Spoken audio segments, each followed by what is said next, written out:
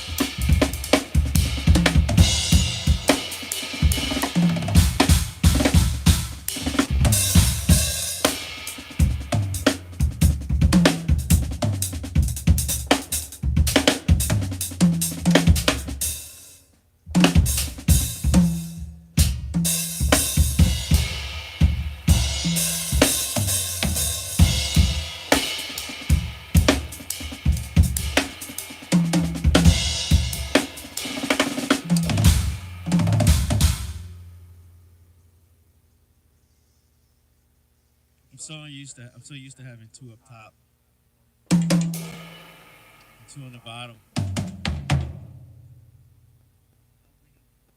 I know it sounds weird. There's an echo. I hate that echo. Let me try something.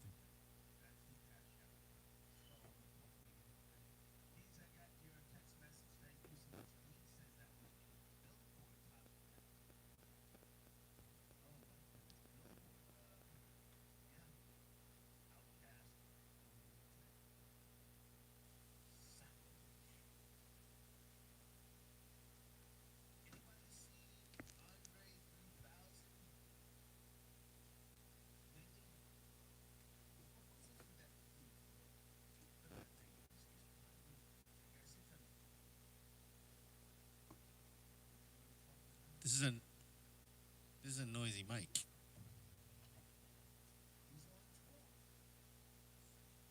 So I have to put a noise filter on it, but it's such a powerful app. It's, you know.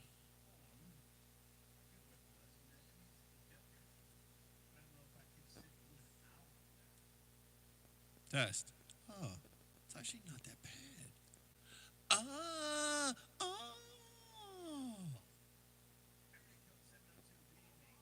Because eventually you're not, okay, you're not going to hear if I just do this.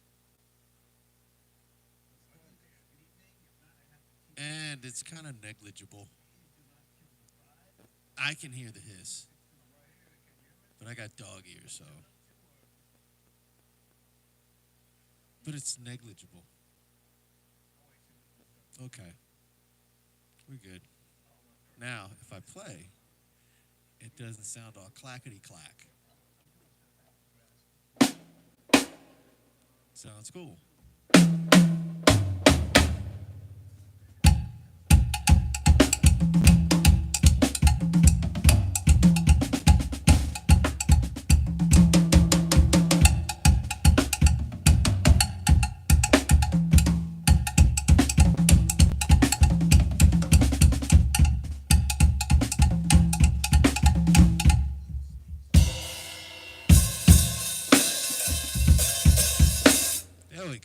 There we go. Now let's see how far this goes. Please don't fall over. There we go. All right. I gotta get used to this. I have to get. Ooh, this is awkward. Okay.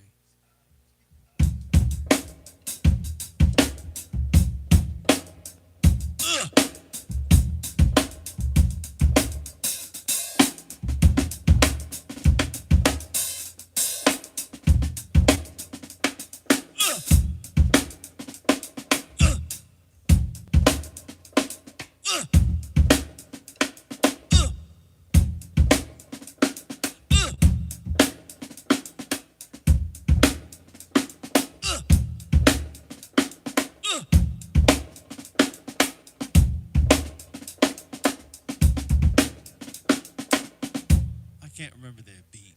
That's a classic beat. That's not it. Y'all, I know y'all hear it like, I know the beat he's trying to play. That's not it. That's not quite it. I used to know it.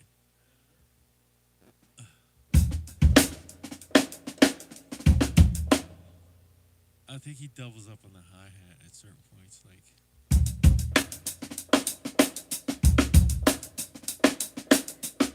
that's actually two drummers. It's Clyde Stubblefield and I can't remember Jabo Starks. So that's actually two drummers at once. That's why it's one dude's doing this.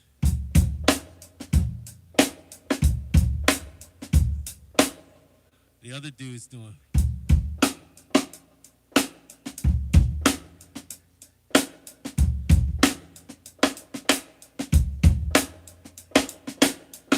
Yeah, so.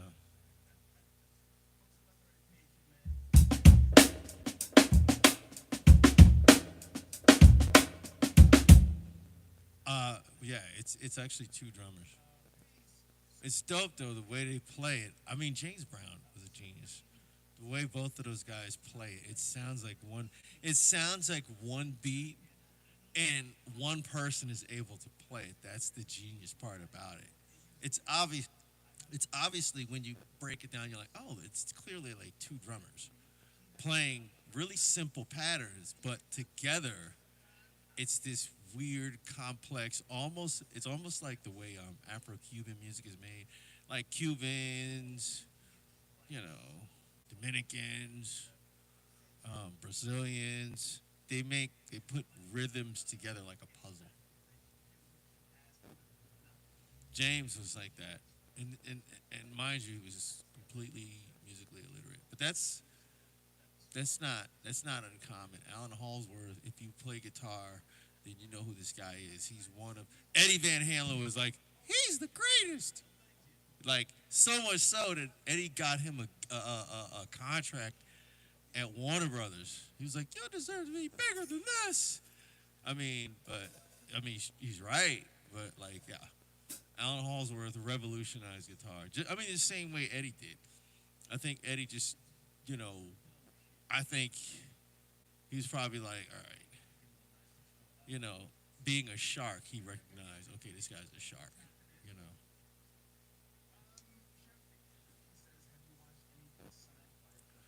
Yeah, if you want to hear an incredible guitarist, listen to Allan Holdsworth. And he always used like the best drummers. Like he had like Zappa's drummers. Like he had Chad Wackerman who played with Zappa, Vinny Colaiuta he was begging to play with Allan Holdsworth. But who wasn't though? He he jumped at the chance.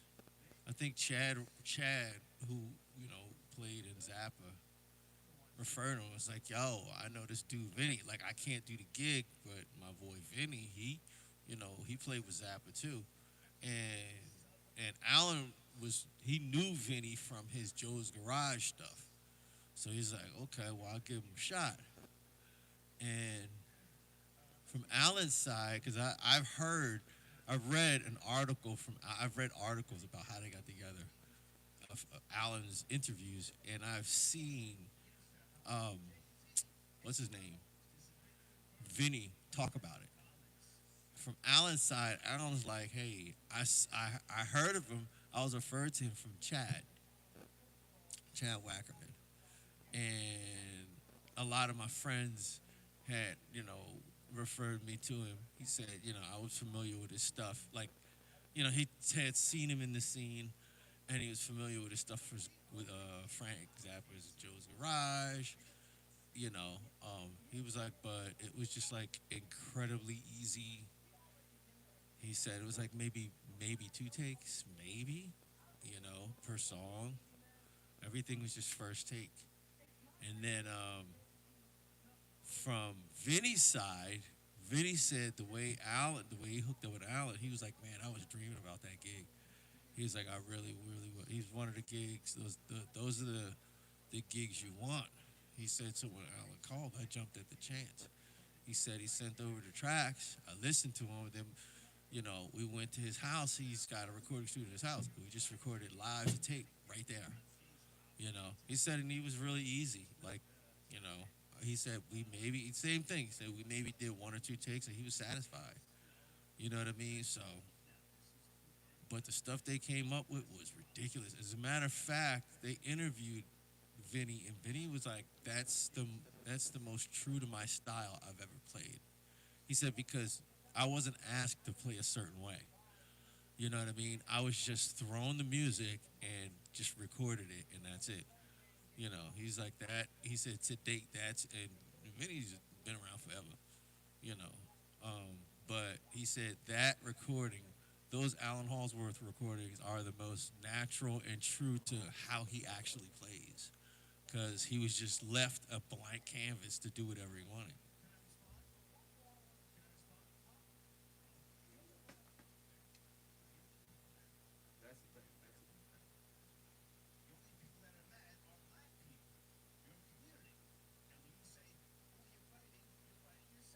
That's the best kind of situation.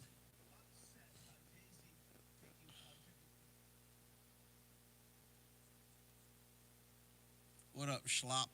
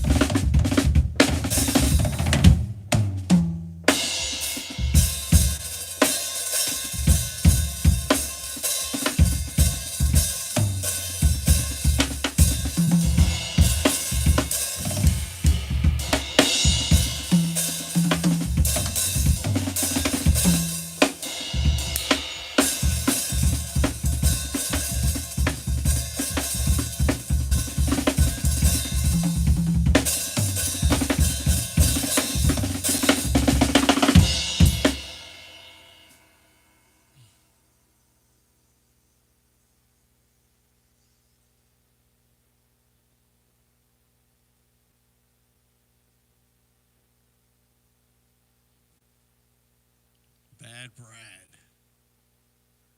There's this dude on YouTube, Bad Brad. He's dope. Wait a minute. What's going on? Is he on yet? All right, I got to check Twitch. Wow. Jane's Addiction Tour canceled.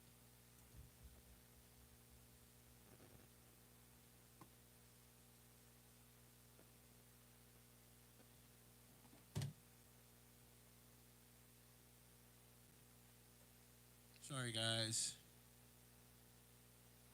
Oh, man, I gotta turn the screen.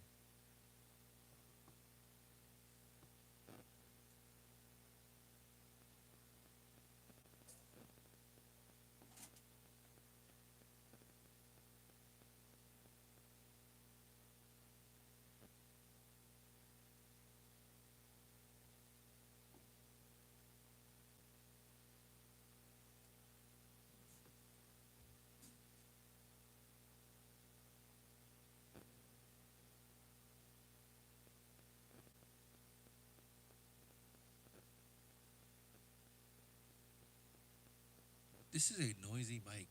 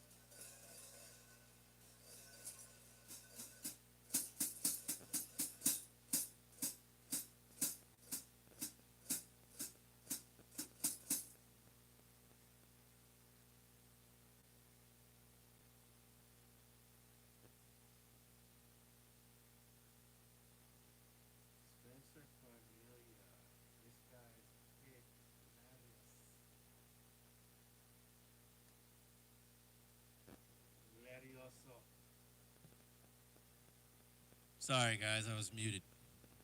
Spencer Cornelia. I love this guy's page. He will put you on blast and clown you just from the absurdity of it.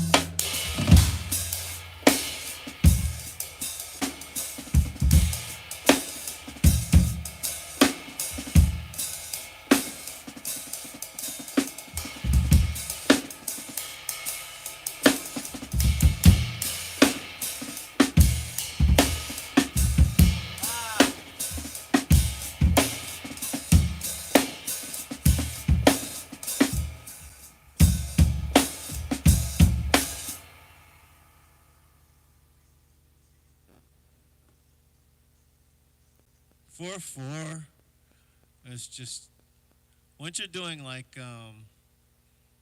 4-way independent stuff, 4/4 starts to become too easy. So now, then you have to kind of start doing 5/4, 7/8, like I want to get to like stuff like 15, 16, you know.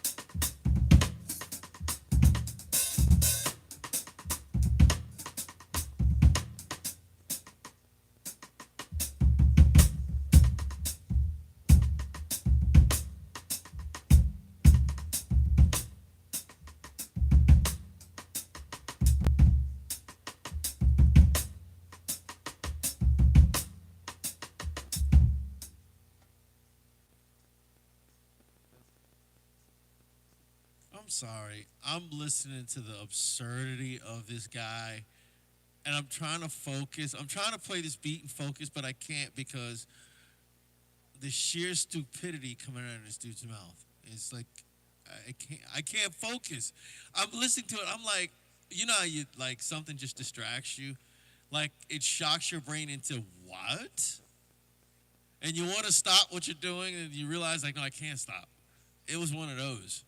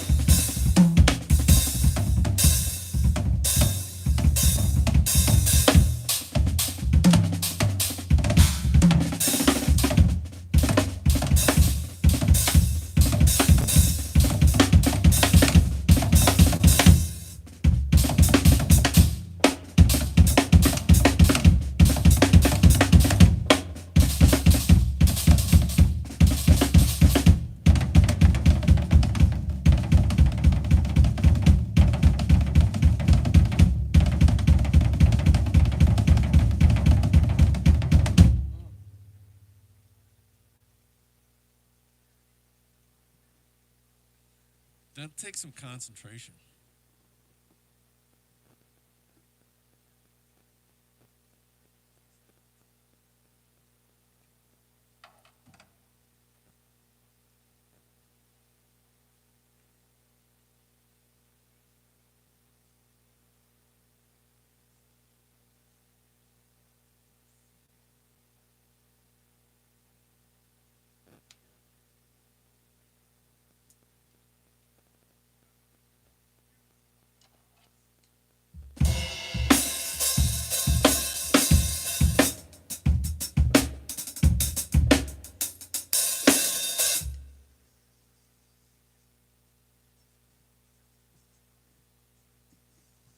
Thank you, man.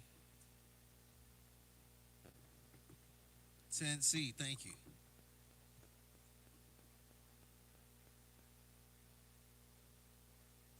Wow. Hold on, hold on, hold on. This is really, really good.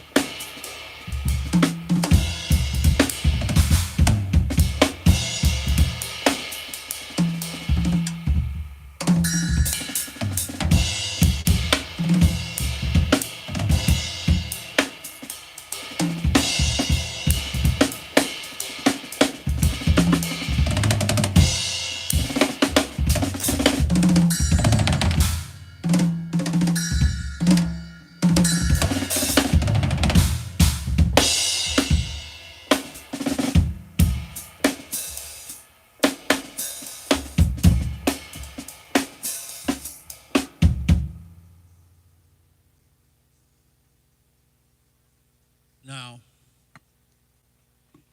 that's why I have 13-inch hats instead of 14s. You can't freely comp like this, man. Like,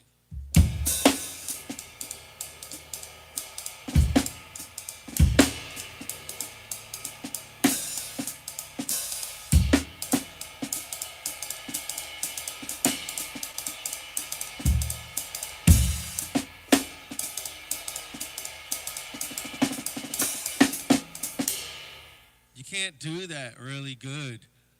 You know, when I was opening and closing the hi-hat, when you got 14s, it's a little harder. You know, it starts to put a lot of weight. There's a spring down there on the hi-hat. Of course, you guys know how hi-hats are made, but there's a spring down there, and you know they typically use pretty much the same gauge of springs. Number one. Number two, I don't like using top hi-hats as top hi-hats. I like using bottom hi-hats as top hi-hats. I like the sound of it. But a lot of times when you do that, the spring puts too much weight, especially with 14s. The spring puts too much weight. I mean, the cymbal puts too much weight on the spring, and it just doesn't respond as quick, you know, because it's already being compressed, and it's like sitting like that. Now, right now, because this is a 13-inch, you know, it's 13-inch, but an inch of metal weighs a lot. You know, it certainly weighs a difference between this freely pops up. My keyboards. This freely pops up, you know, because of that inch less of metal. You know what I mean? So, and they're higher pitched, so they tend to be a little crispier. You know, I don't crispy, but because they're K Custom darks, they're not as bright and but they still give you that nice the nice, what they call it, a chick, that nice chick. It still gives you the nice you know, like that. Still gives you that. That's what this is for. And they're small enough that they're quiet enough so that you can actually hear this, you know. So, and you can shake it more, you know what I mean? It's just like 14s are a little heavy, man. They're cool if you're playing rock, you know. Or no, they're cool for rock, they're cool for pop, they're cool for gospel, they're cool for Oh, that's me. I don't want to see me. No, I'm watching YouTube. Why does YouTube why would I want to see my live? I don't want to see my own live. I want to see another live or another video. Oh, tape loops. Paris Secret Society. Ooh, I want to see that. Oh, 32. I like this guy.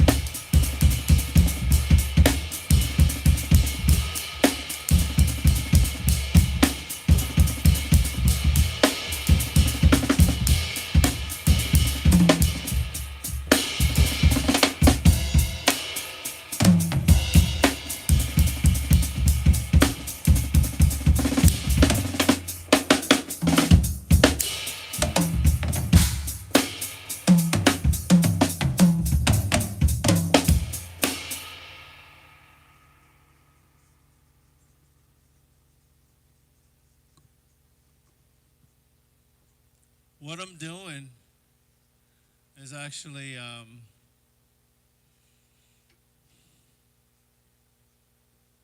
it may not sound like it's making sense, but it's teaching my brain to, when I'm doing this,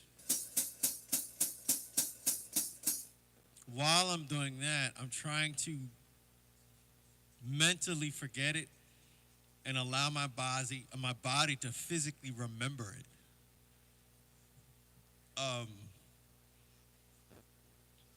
And it can be done. It's a very easy place to go to. It's easy. It's like moving your hand like this and just, you know. But you have to train your brain to keep time. You know. But if I could sit there and it's doing two things at once. That's all it is. Doing two things at once. You know. It's just learning the one thing that you're doing mindlessly. It has to be kept in time. You know. And the way you can do that is just detach your brain from what you're actually doing, then look back at yourself and play based on what you're hearing, not what your brain is telling you is happening. You know what I mean? That's the only way I can explain it.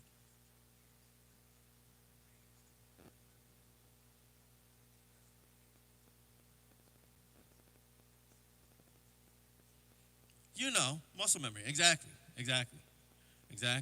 Yo, what I do, I usually play a bigger kit, like at least two up. I have two down because I'm just getting used to. I usually have two up or one down. Now I actually have another kit over there that has like three toms, you know. But everything I can do on a small kit, I can do on a big kit. Everything I could do on a big kit, I can't necessarily do on a small kit. You know, because now I'm starting to take out more options, you know. And if you use all those options, you're going to be forced to, you hamstring yourself. You know, you handicap yourself, you know. So, and I used to switch my kit around. I don't know. I used to switch mine. I started off left-handed. That's kind of like why I started off left-handed. And then I thought playing drums was like playing violin. There's no left-handed violin. Or playing the cello. There's no left-handed cello player. You just play cello. Whether you're right, you may write left-handed, but you still play the cello the same way everybody else does. Other drums are the same way. So I switched to right-handed, but I played open-handed still. And then I started playing like this. At first, I didn't know. I was playing like this. So then I said, oh, no, they're supposed to be like this. So I started playing like this. But by then, I already had an advantage because I started off playing left-handed. So I was able to do a lot of stuff that, like, it was just easier to figure stuff out. And then for a while, I had it set up where it was right-handed on this side, and I could play left-handed on this side. That's eventually what I want to do, is put another bass drum here, so I could play left-handed, you know. So I could play open-handed, left-handed, and then go back this way if I want to. That's actually what I want. I want another bass drum right here, you know. And another set of hi-hats. I already have the hi-hats over there, so or so at least I can do this, I could do this, you know what I mean? I want that. I want to be able to play open, you know. Really, I want to just be able to play any way, like, you know, it's just, y'all know what I'm talking about. Y'all know what I'm talking about.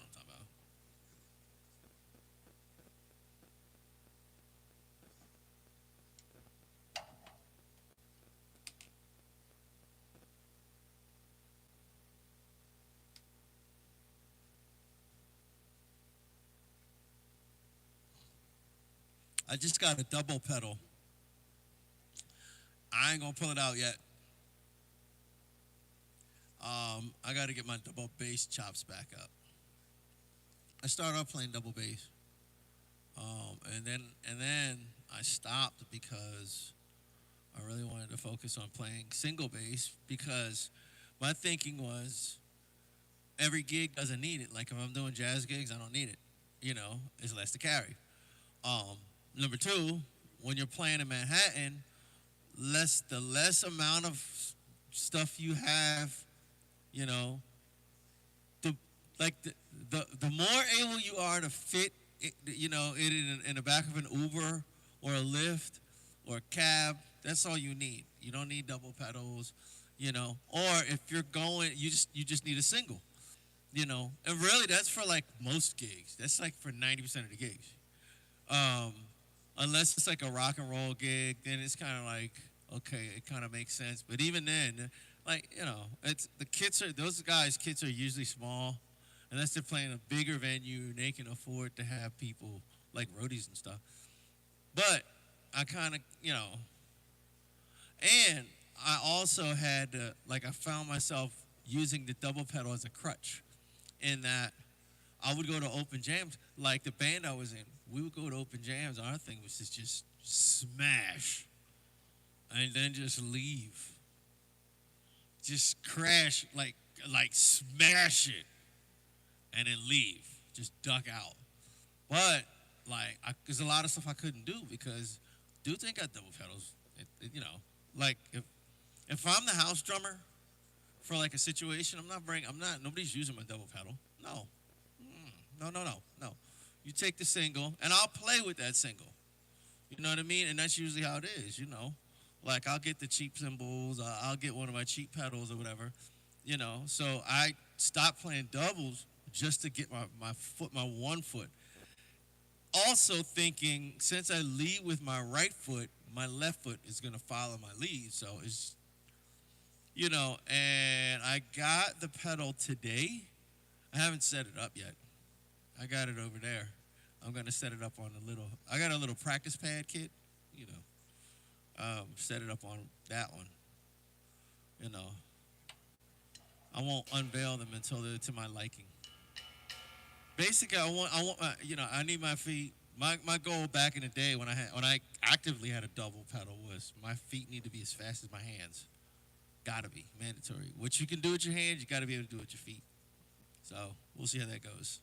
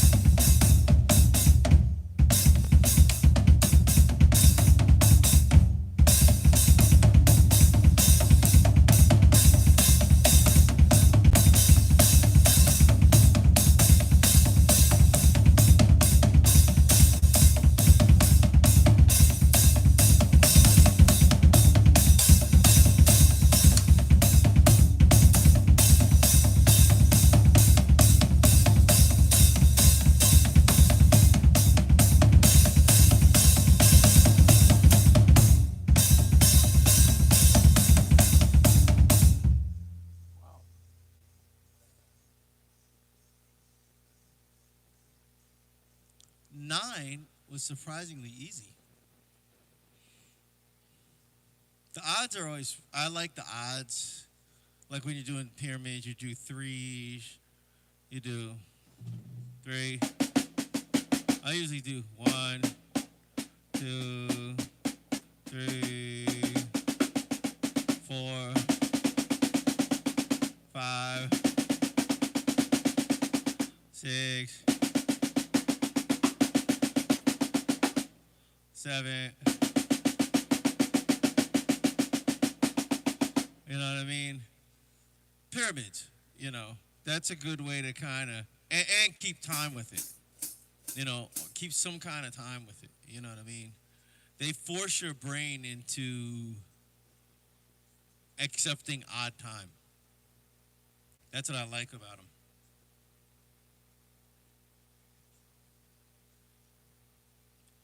Ikamiya, I like that name. All right, I'm watching some really, really. Claudie too is he usually has really good stuff. This is trash. All right, here we go. Sorry, this is trash. Oh, you know, y'all, I'm tired of popping. Fix the country. I don't care if like you feel it. You know what I mean? Like, come on, just fix the country. Stop fighting. Like, I don't know. They're fighting over the spoils of the war. I got this snare. It's 13-inch piccolo snare. I'm gonna try it out. It's a pearl, just like this. And if this, everybody asks, hey man, what kind of snare is that? It's a regular, it's a pearl expo snare. It's cheap. It's a cheaply cheap snare that's in the game. It's not that special.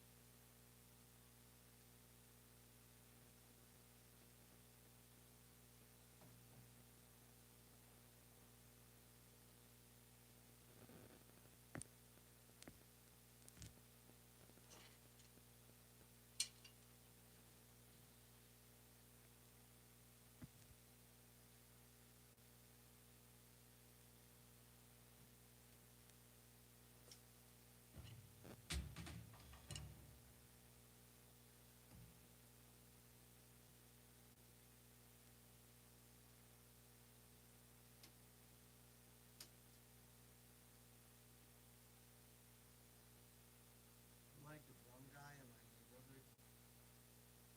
So my neighbor was like, hey, I got a drum set here. I'm like, yeah, I'll take it. I'll take what I want. And the rest, I'll just, actually I got a drum set right there. Got this one. I got a drum set back there. I got another one packed up right there.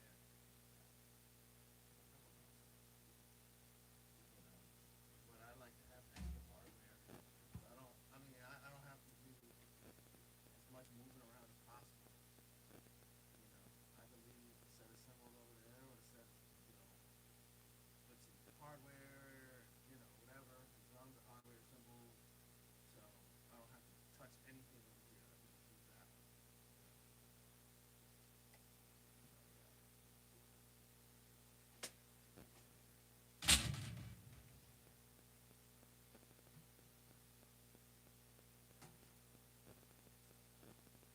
I need one of those cymbal racks.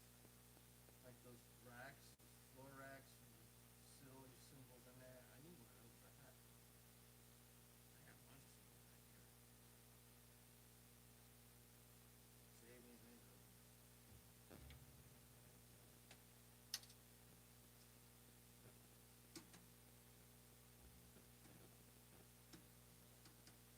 I generally don't like the smaller snares. I used to use them back in the day. They got no, just bottom.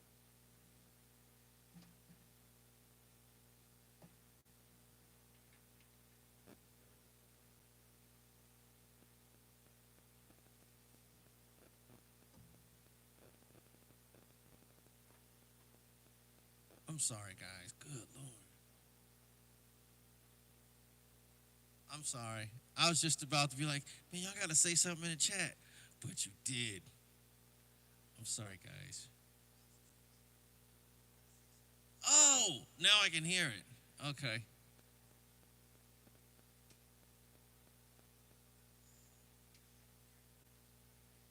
No, I'm saying like this is like a 13-inch snare. Um, so in my neighborhood, I'm like the drum dude.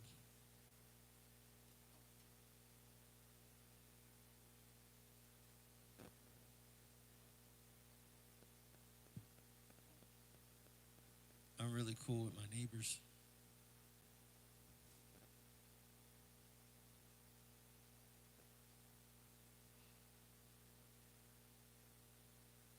So one of them gave me stuff from his uncle's drum set. His uncle, his old drum set. So I said, okay, it's got a pretty decent piccolo snare. It's got some stands, whatever. So sounds pretty good. Hold on.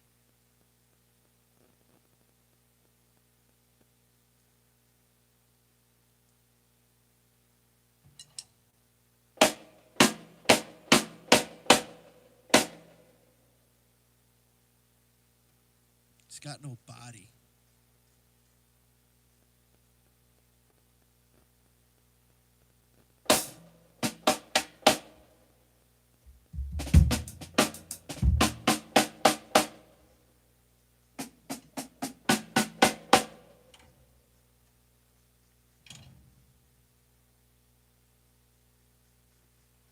This needs to be cranked. I thought it was high over there. It's not. It's not even close.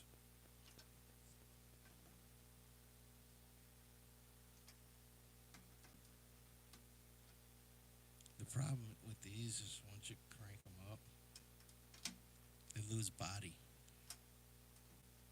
You know.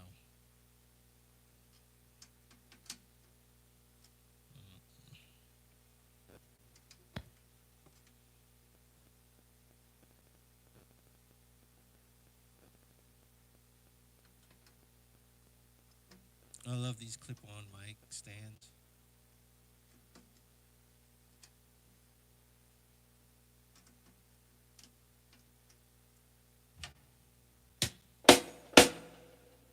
Okay, it's got a little something.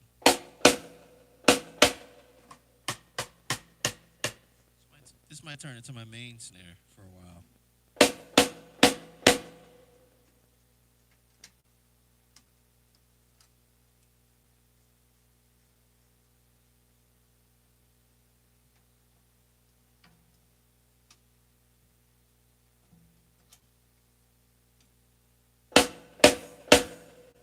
Uh-oh.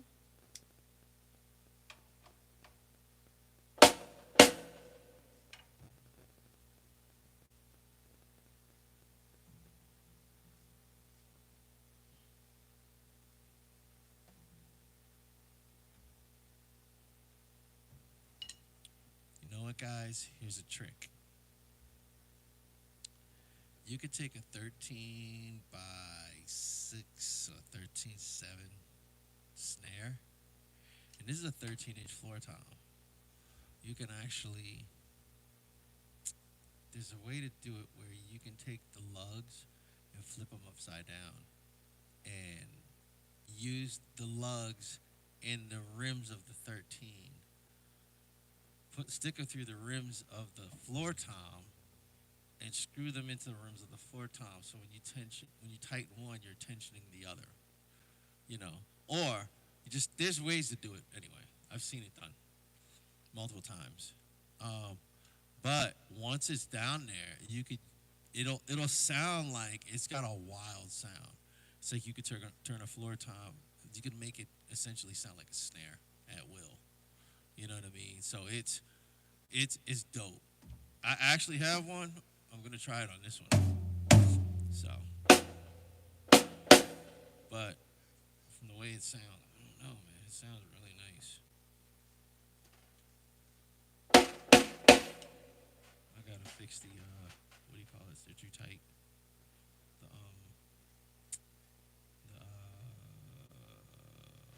The snares. The snares are too tight.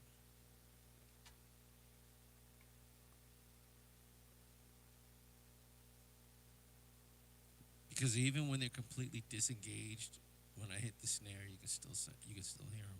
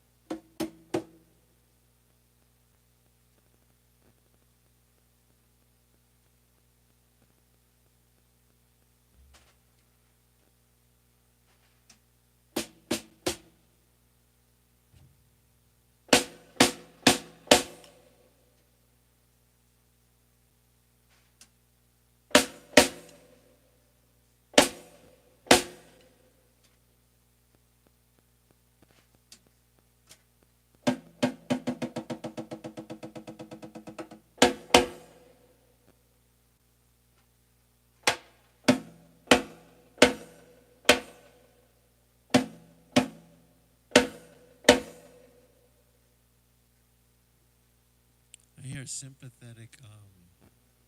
I don't know. I don't know if that's the compression kicking in or what. I can hear the ducking. It's the compression.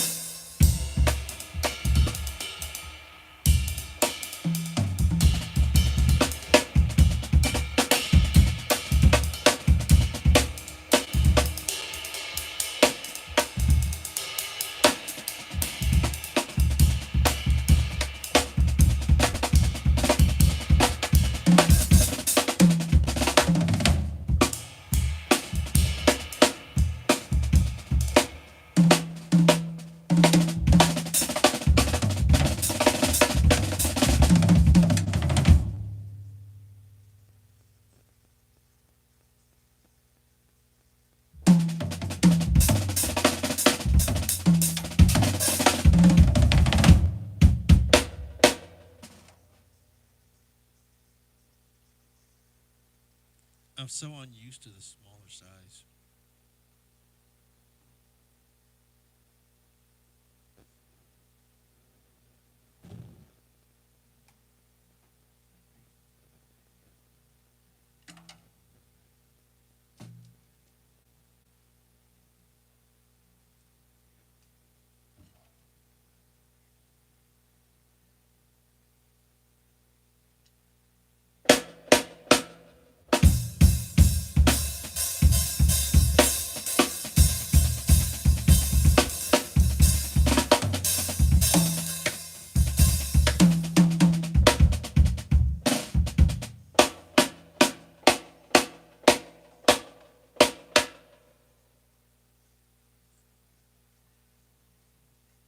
This thing has no body to it. Wow. Oy vey. Ooh. It's got no body to it.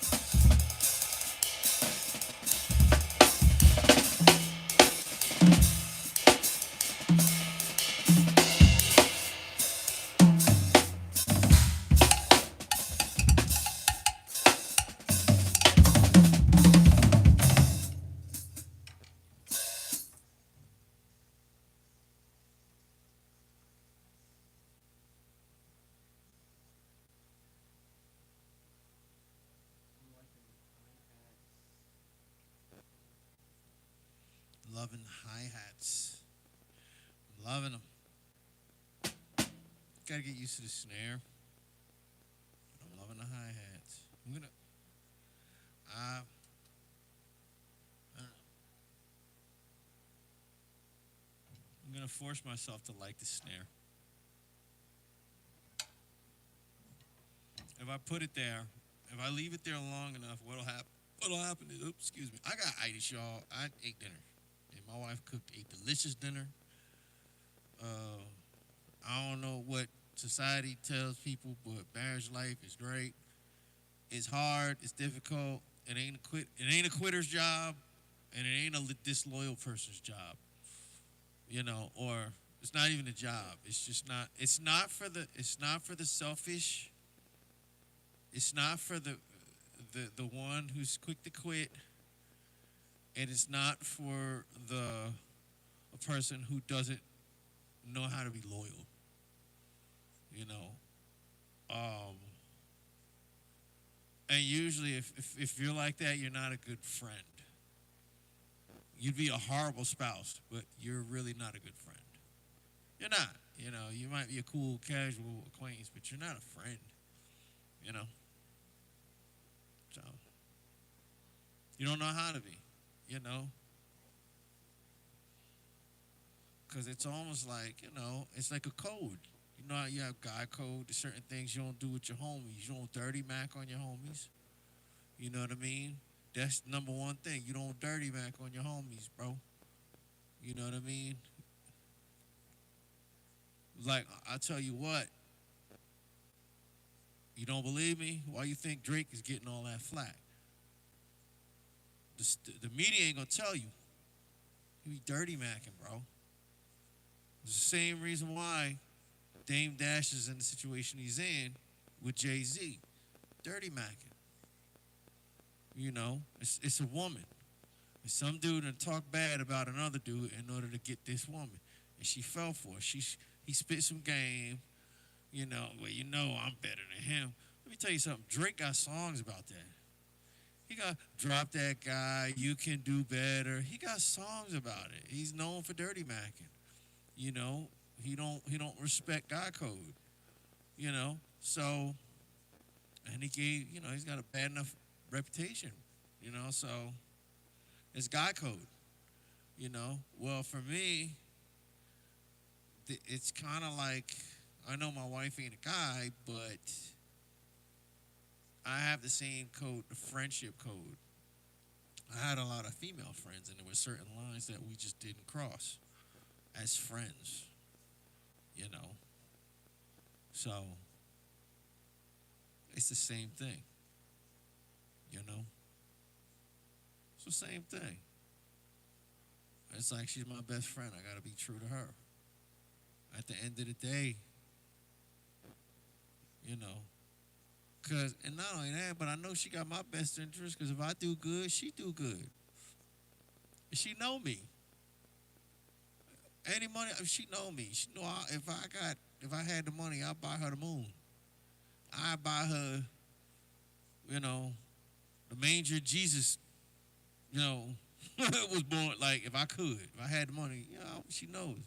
I'll give her the world, you know. So, what DAW is he? Oh, is he using Pro Tools? Yeah, it's Pro Tools. All right, I gotta go. I got to go.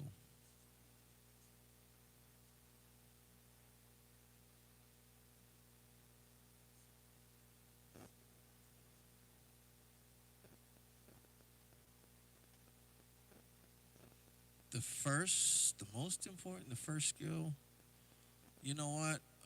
This sounds kind of corny, but it's the truth. The first skill is emotional maturity.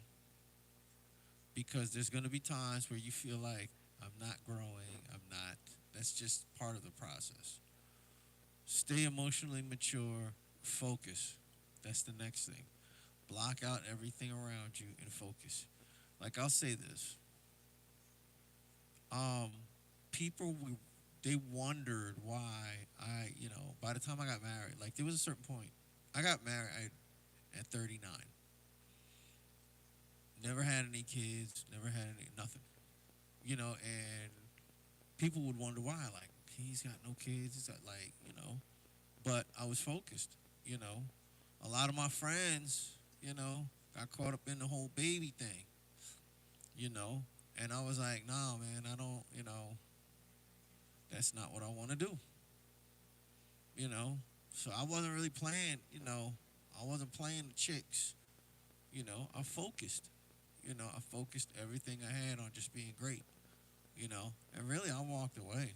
I walked away, and I walked away, got married, joined a church, and my church was like, "Why aren't you playing drums?" You know, I walked away. I said, "God, if you want me to play," this is before I met my wife, for everything. I said, "I'm quitting. God, if you want me to play, then you let me. You tell me." And then I moved to Georgia, and you know, I was studying the Bible with these people, and they knew about my background and music and everything. Like I was playing them at half for years. And the local scene in Manhattan, like the local kind of jazz, scene, the local scene, you know. But too many details. But I went out, and it was like, yeah, well, why don't you play music? And I was like, well, I gave up music. Well, I said, number one, they were like, why aren't you in the church? Because our church has like a big gospel group. They like got CDs out and stuff like that. Years ago. This is years ago. They had CDs. That's how long ago was it? It was, like they got multiple joints out, But they were like, how come you're not involved in the band, in our gospel group? And I was like, well, I don't like gospel. No offense. So I like the message, but I don't care too much for gospel. At the time, I was coming from jazz and rock. Primarily jazz and rock. But my homeboy would always tell me, man, you need to listen to gospel, man. Them dudes be killing. So here's my opportunity. So I go down there. I'm not playing drums. I'm playing bass. So I play 4 instruments, but at the time they needed a bassist. The bassist left and went to New Orleans. So they said, okay, the preacher who asked me, when he asked me, how come you're not involved? I said, I don't like gospel music, blah, blah, blah. Well, the remainder of that conversation was, well, God, you don't have to play gospel. Just play music. It's a gift, and he'll let you know if you're overindulging, or if it becomes your idol. He'll let you know. Just, play music. Stop recommending my live. Stop. Why do they do that? YouTube is funny style.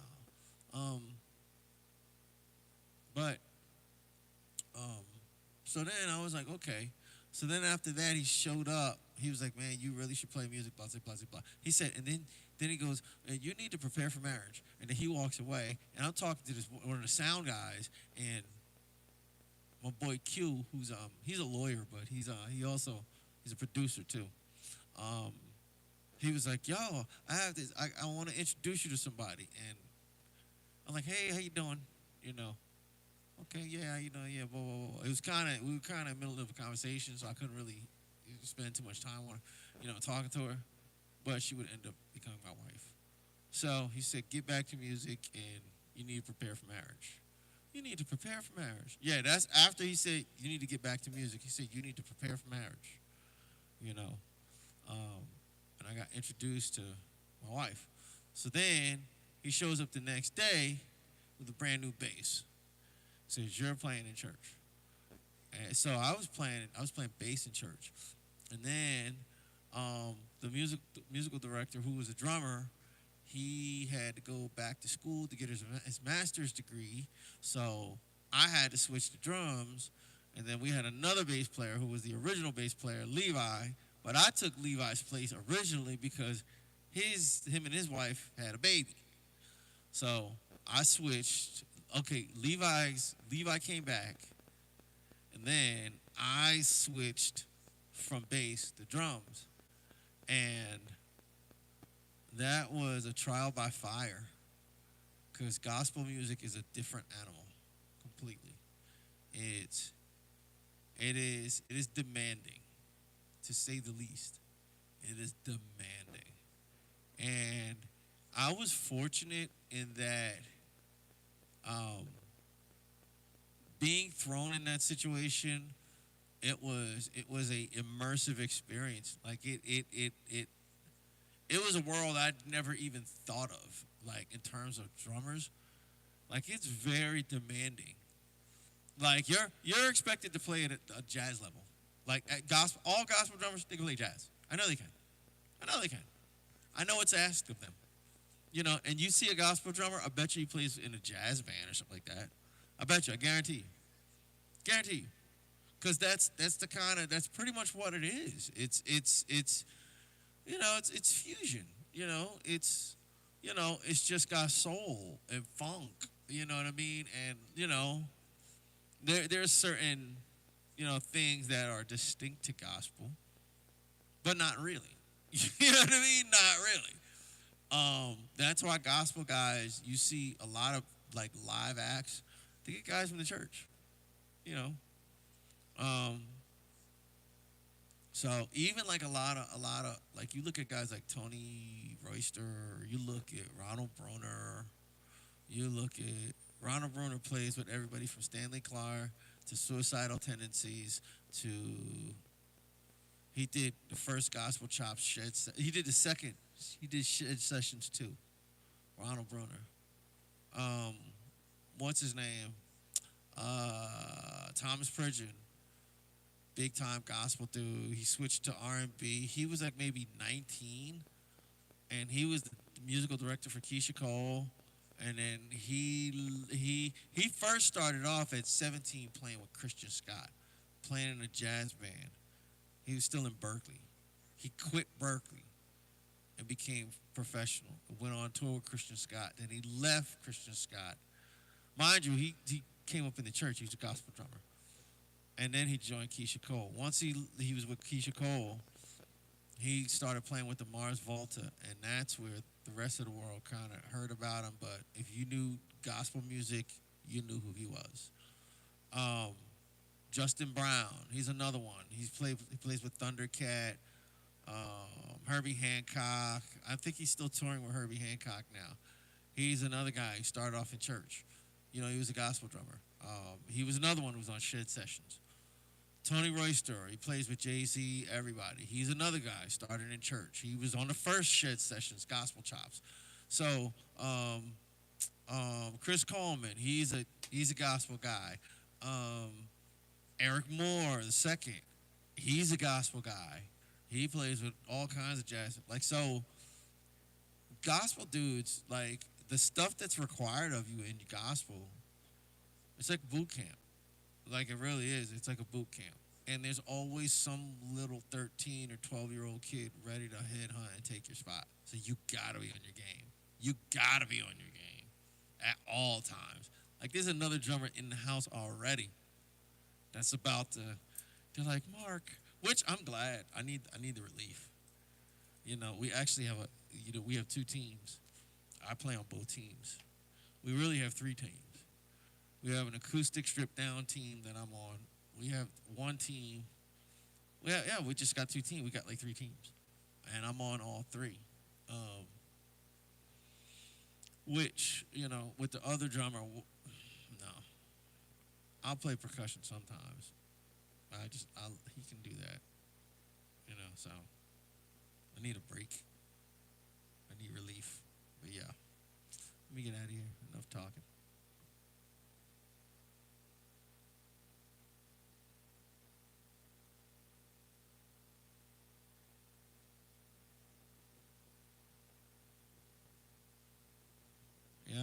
Yeah, man. Let me tell you something. What I'm doing is it's not special. Really not. I'm telling you, it's really not. It's just if you keep doing the same thing over and over and over and over, you're just gonna get good at it. I'm telling you, you're just gonna get good at it. My ultimate goal. Well, I actually sat in on this jam session, and I didn't think. I don't know. I'm very self-conscious in terms of my playing, and I didn't think they were gonna. I don't know. Almost kind of like I felt like blowing it off, and I just didn't think I was good enough. You know, just being real. You know, a lot of self-doubt, a lot of imposter syndrome. You know. Which is, it's very real. Imposter syndrome is very, very real. And my wife, I'm telling you, man, my wife is dope. My wife is dope. My wife was like, no, honey, She literally pulled out the dictionary and was like, look, an imposter is somebody who is for various purposes. She said, are you pretending to be a drummer? I was like, no. She said, are you pretending to know how to play stuff or whatever that you can't play? I was like, no. She goes, are you trying to deceive them for nefarious purposes? I was like, no. She said, then how are you an imposter? You are a drummer. They've seen your videos. You must be good enough, And then I had to really think about it. So I'm thinking about it on the way there, and I'm nervous, scared. They're looking at me like, all right, bro, what you gonna do? There's the skepticism and all of that. So, and I'm an awkward guy. So I walk in, I'm just kind of loosening up.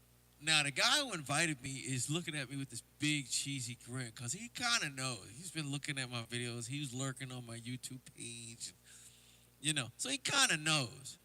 So we're going into songs, and he keeps throwing me solos. Then he's like, we're doing, he plays guitar. We're going into songs, he's looking at me like, yeah, solo. So I solo. And boom. And he solos. And he looks at me again. I'm like, oh, you want me to solo again? So I solo again. So we're going back and forth soloing. So he's putting me through paces to see what I can do. So I'm like, oh, okay, well, you wanted that. It's that type of time. You want that type of time? Okay, no problem.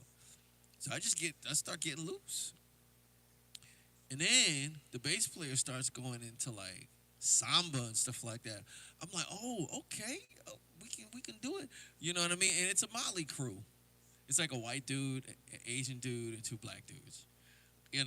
So, the other brother, he plays trumpet. Dude is ridiculous. Like the whole band, the whole situation. So it's like a jam session. So the bass player, they throw him solos. He starts pulling out George Benson type stuff. He's soloing and singing at the same time. It's ridiculous. So, needless to say, they were like, yeah, man, you're really, really good. You fit right in, and blah, blah, blah. So I'm like, okay. So I say that story. I share that story as a matter of fact, it's Crab Feathers, the saga of Hamilton Crab Feathers. It's the picture of Mr. Krabs. But I share that story because I don't care how good you are. I don't care who you think you are. Everybody goes through self-doubt. Everybody. I don't care who you are. You know how people get, they get famous and they just have this bombastic or this huge attitude or this huge, stage persona? And you find out they're on drugs. You find out they're on drugs. Or a lot of times it's to fuel the energy to become the person that you think you have to become. I know that because I've been there. It's to fuel the energy to become the caricature of you that you think you have to be for people to accept you. You know what I mean? Because deep down, that's really not you. Now, I'll say this. Back in the day, I was a lot more fun. Nowadays, I'm a lot more myself, but I'm not as fun. I'm just not as fun. I don't care what you think of me. I ain't got time to make you laugh. You know what I mean? It's just because you get older, it's not like I don't appreciate a good cracking session. If you want to joke, I got jokes for days. I love troll jokes. I'm a troll. To be honest, I'm a troll. I'm a reformed troll. Because I'm mean. I'm a mean troll. So I got it in me. Which I don't like having it in me. It's destructive. It's that kind of, that troll kind of energy. It's destructive. and it's based on insecurity. You know,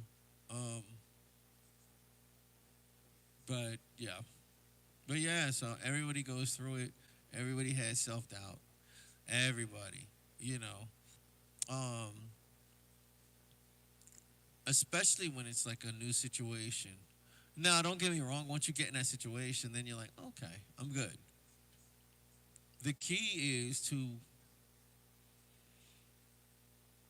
don't don't allow the fear to dictate what you know you should be doing,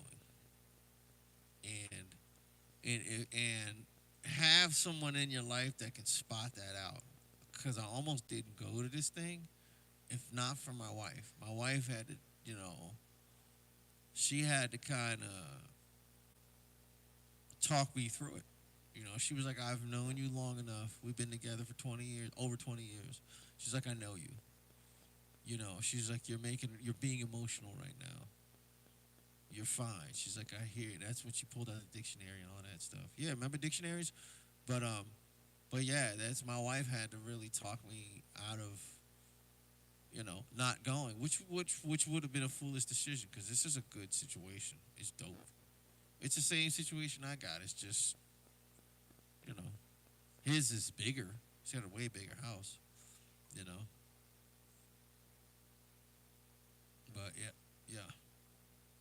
We're all doing the same thing. Whether it's the same journey, man. It's literally, yeah, it's the same journey.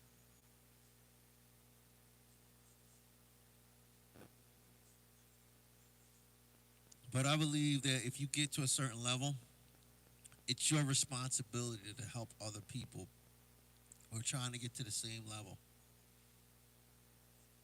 You know, I got my stuff from other people. There was a guy named John Marchand. He looked like, I don't know if you remember Captain Caveman, but he looked like Captain Caveman. He was a big, stocky white dude with curly black hair. But homeboy could play drums. I saw him do crazy stuff, like crazy stuff. And he had a stick Jersey accent. He was like, yeah, just listen to these guys and listen to this guy and listen to that guy, this guy, that guy. I was like, yeah, he gave me a ride and he started kicking, he started showing me all this stuff. That little time period in that changed my world. He turned me on to a world of drums that I never heard. After that, I was like on a tear to find. I didn't know it. I didn't know it, man. This guy, John Marchand, he opened my world up to. I wouldn't be playing the way I play if not for him.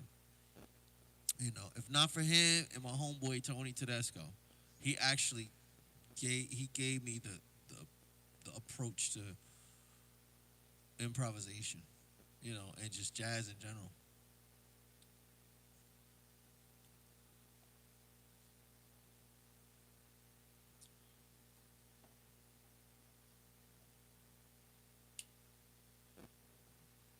He also broke a lot of my preconceived notions about the world.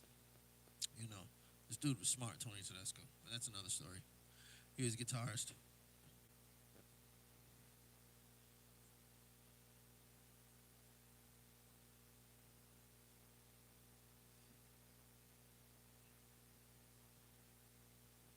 No, man, it's all good, man. It's all good, bro. You know, I'm telling you, man, we're all in the same. It's the same journey, man. And jokers be feeling. They be having nervous breakdowns. Man, let me tell you something. The only way you don't have a nervous breakdown is if you like. Man, I used to drink, bro. I used to drink a lot. You know, going on tours and stuff like that. You need fuel to get up there, and, you know, and fight your nerves. You're not facing the fear. So you know. Well, really, I was drinking before. I was drinking. I started drinking a lot, but I ain't like how I felt the next day because it starts bleeding into how you perform the next day, or like you might have, yeah, like the next day, literally, you know. Um, but or sometimes you got like you're playing every other day, you know.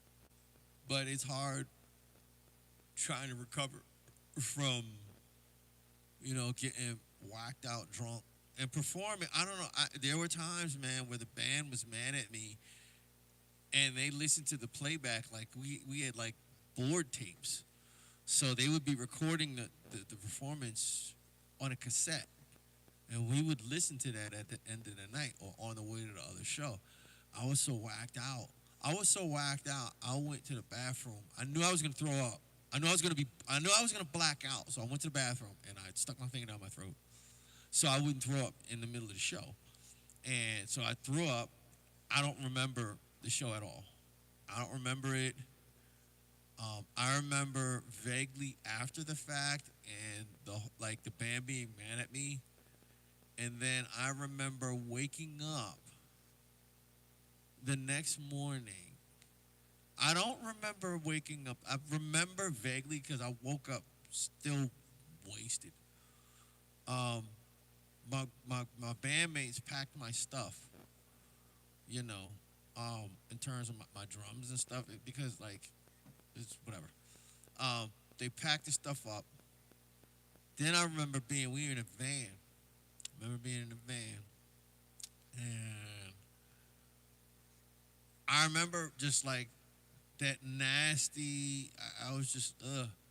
So I woke up and the bass player Sean was like, "Yo, man, that joker was stinking drunk, but he sounded great." You know what I mean? And like they were surprised.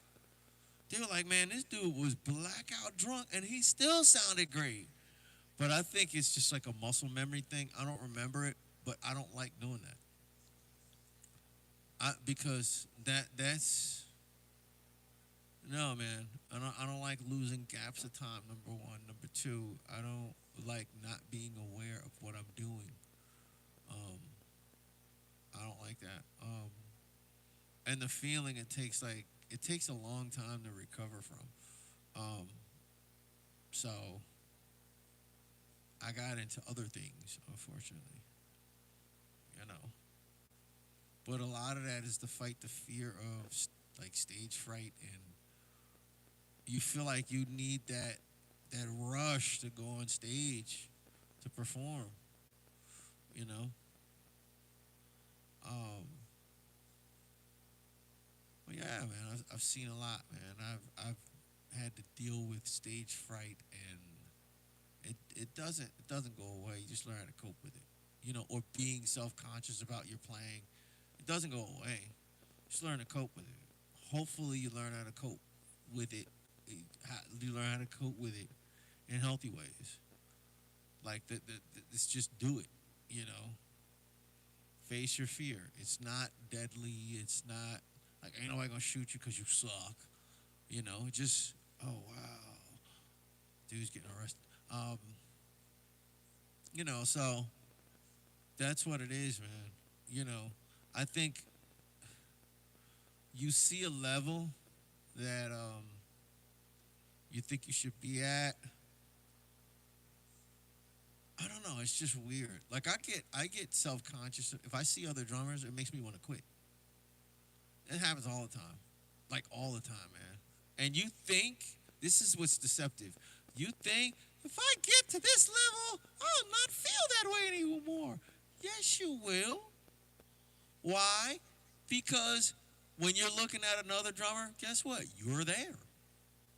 Whenever you're looking at another drummer, you're there.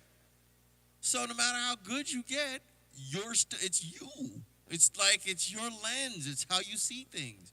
You know what I mean? So it doesn't go away. You just learn how to deal with it. You learn how to put it in its proper place. Why should I be insecure? Now, I'm kind of telling you all this when I had to my wife had to talk me into not copping out to Ham All Ride with this one gig.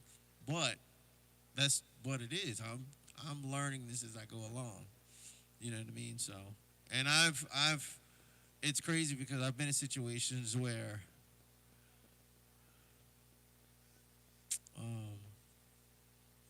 it's not so much auditions. Now, it's crazy because the auditions that I just crashed and burned, I came in there confident.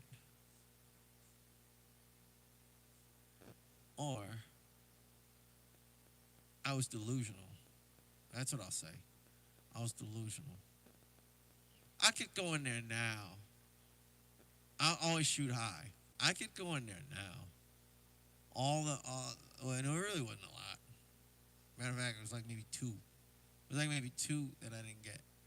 But out of those 2, I could ace them now. I know I could. Matter of fact, if they saw me, they'd be asking me like, "Hey, who you playing with now?" I'd be like, "Nope, nobody. What you want to do?" You know, and I wouldn't, you know, I wouldn't have hard feelings because I just wasn't that good back then. You know, I agree with them. I was not that good. You know, I wasn't as good as I thought I was. You know, so, you know, if they saw me, I'd be like, I'd kind of be like, I ain't doing that. Like I said, what you want to do? You want to work? We can work, man. It's no hard feelings. Like you know, y'all were right. You know, you were absolutely right. I wasn't good enough to play with you guys. I thought I was. You know what I mean? So, it's a journey. It's a journey. It is a journey.